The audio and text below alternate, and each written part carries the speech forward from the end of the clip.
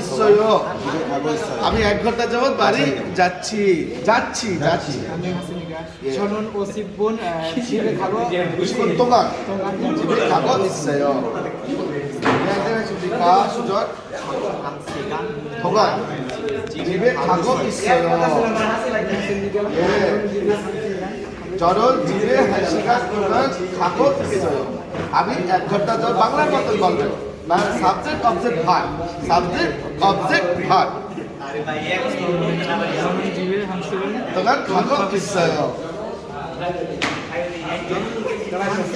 동안 집에 가고 있어요. 1시간 동안 집에 가고 있어요.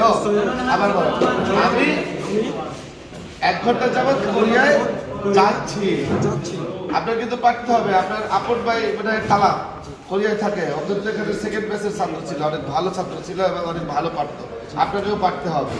হ্যাঁ okay you will be able